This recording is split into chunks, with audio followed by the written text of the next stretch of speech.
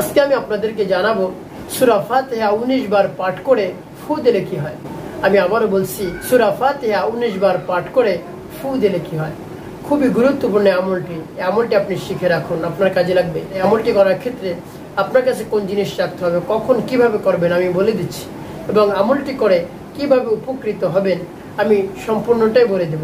তাই ধৈর্য এবং মনোযোগ সহকারে আপনি আলোচনা শুনুন। অবশ্যই আপনি এই গুরুত্বপূর্ণ দামি আমলটি শিখতে পারবেন। এবং আমার চ্যানেলে যদি আপনি নতুন দর্শক হয়ে থাকেন, তাহলে নিত্য নতুন ইসলামিক ভিডিও সবার আগে পেতে আমার চ্যানেলটি সাবস্ক্রাইব করে রাখুন। তো প্রিয় ভাই বোনেরা, এই আমলটি আপনি কখন করবেন? আপনি যদি তাহাজ্জুদের নামাজের সময় করতে পারেন তাহলে তো ভালো, তাহলে উত্তম। এই সময় আপনি আমল করুন, অন্যথায় আপনি ফজরের নামাজের পরে করতে পারেন। তার কারণ সে সময় ফ্রেশ মন থাকে। ফ্রেশ মন নিয়ে যদি আপনি এই গুরুত্বপূর্ণ আমলটি করতে পারেন, অবশ্যই আপনি উপকৃত হতে পারবেন, আপনি ফলাফল পেয়ে যাবেন ইনশাআল্লাহ। আল্লাহ রাব্বুল আলামিন অবশ্যই আপনাকে লাভবান করবেন, আপনাকে উপকৃত করে দেবেন, আপনার সেই সমস্যা অবশ্যই সমাধান করে দেবেন। তাই আপনি ফজরের নামাজ জামাতের সাথে আদায় করে নামাজের মুসাল্লায় বসে আমলটি শুরু করে দেবেন। আপনি যখন আমল শুরু করে দিবেন, সর্বপ্রথম আপনার গুনাহের কথা স্মরণ করে 3 বার ইস্তিগফার পাঠ করবেন। আস্তাগফিরুল্লাহ রাব্বি মিন কুল্লি যামবি ওয়া আতুবু ইলাইহি লা হাওলা ওয়ালা কুওয়াতা ইল্লা বিল্লাহিল আলিয়্যিল আযীম। এভাবে ইস্তিগফার পাঠ করা হয়ে গেলে 3 বার দুরূদ ইব্রাহিম পাঠ করবেন। আল্লাহুম্মা সাল্লি আলা মুহাম্মাদ ওয়া আলা আলি মুহাম্মাদ কামা সাল্লাইতা আলা ইব্রাহিম ওয়া আলা আলি ইব্রাহিম ইন্নাকা হামিদুম মাজিদ। আল্লাহুম্মা বারিক আলা মুহাম্মাদ ওয়া আলা আলি মুহাম্মাদ কামা বারাকতা আলা ইব্রাহিম ওয়া আলা আলি ইব্রাহিম ইন্নাকা হামিদুম মাজিদ। এভাবে ইস্তিগফার এবং দুরূদ শরীফ পাঠ করা হলে আপনি আমার দেখানো নিয়ম অনুযায়ী সূরা ফাতিহা পাঠ করবেন। আর যখন সূরা ফাতিহা পাঠ করবেন, তখন আপনার মনের মধ্যে সেই উদ্দেশ্যের কথা স্মরণ করবেন এবং আপনি মনে মনে দোয়া করবেন, মনে মনে নিয়ত করবেন যে হে আল্লাহ, সেই উদ্দেশ্য বাস্তবায়ন করে দিন। আমার যে সমস্যা রয়েছে সমস্যা দূর করে দিন। যে সমস্যার জন্য আমি আমলটি করতেছি সেই সমস্যা আপনি দূর করে দিন।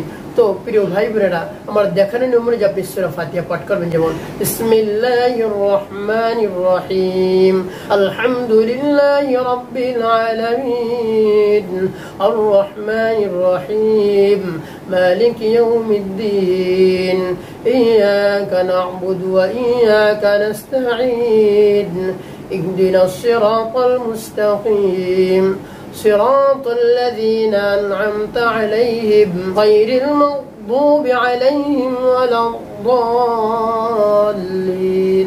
এভাবে সূরা ফাতিহা যখন পাঠ করা হবে, তারপর বুকের মধ্যে একটি ফু, তারপর আপনি আবার সূরা ফাতিহা পাঠ করবেন। যেমন বিসমিল্লাহির রহমানির রহিম, আলহামদুলিল্লাহি রাব্বিল আলামিন, আর রহমানির রহিম, মালিকি ইয়াউমিদ্দিন, ইয়াকা না'বুদু ওয়া ইয়াকা নাস্তাঈন, ইহদিনাস সিরাতাল মুস্তাকিম, صراط الذين أنعمت عليهم غير المغضوب عليهم ولا الضالين।